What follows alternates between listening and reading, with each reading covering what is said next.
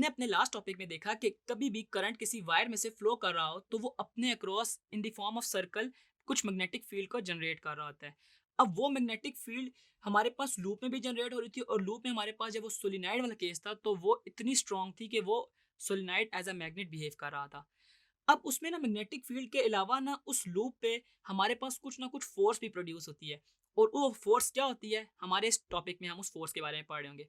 तो आप स्टार्ट करते हैं अपना नेक्स्ट टॉपिक जो कि है force on a current carry conductor placed in a magnetic field. सबसे पहले माइकल फैराडे ने इस चीज को स्टडी किया। उसने देखा कि जो फोर्स है ना वो मैग्नेटिक फील्ड और करंट के 90 डिग्री है, उसके परपेंडिकुलर है।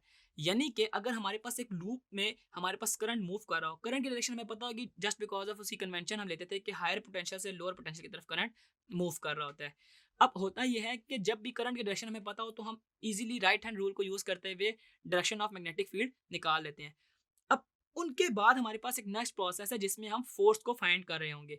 अब फोर्स को फाइंड कैसे करेंगे उससे पहले मैं आपको ये बता दूं कि वो फोर्स बेसिकली डिपेंड किन किन चीज़ों पे कर रही होती है। वो फोर्स इंक्रीज होती है कि if the current in the wire is increase. ठीक है जी, हमारे पास पहला पॉइंट है कि अगर हम उस वायर में करंट को इंक्रीज कर दें तो हमारे पास जो फोर्स है वो भी क्या हो जाएगी, इंक्रीज कर जाएगी।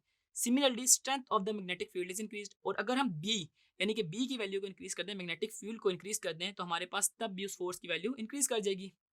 और एट द एंड है हमारे पास the length of the wire inside the magnetic field is increase. ये तीन चीजें करंट, मैग्नेटिक फील्ड और लेंथ, अगर इन तीन चीजों को हम इंक्रीज कर दें तो हमारे पास फोर्स भी इंक्रीज कर जाएगी। और इसका हम रिलेशन पढ़ेंगे क्या था कि F इज इक्वल टू क्या होता है हमारे पास बी आई एल। जबकि हमारे पास जो बी है मैग्नेटिक फील्ड, आई करंट और एल जो है हमारे पास लेंथ ऑफ द कंडक्टर को बता रहा होता है। अब फोर्स फाइंड कैसे करते हैं तो इसके लिए हमारे पास एक न्यू रूल है that is Fleming left hand rule. वो क्या है हमारे पास कि stretch the thumb, forefinger and the middle finger of your left hand mutually perpendicular to each other. If the forefinger points in the direction of magnetic field, middle finger in the direction of current, then the thumb would indicate the direction of force acting on the conductor. यानी कि अगर आप अपने left hand की इन तीनों fingers को mutually perpendicular align करते हैं तो हमारे पास ये जो हमारी फोर फिंगर होती है ये मैग्नेटिक फील्ड को शो कर रही होती है, जबकि मिडिल फिंगर हमारी करंट को।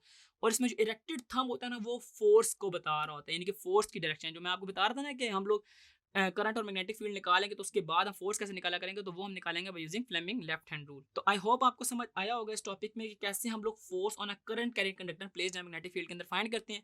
इसकी बहुत सारी एप्लीकेशन है, डीसी मोटर भी इसी के वर्किंग प्रिंसिपल पे वर्क कर रहा होता है।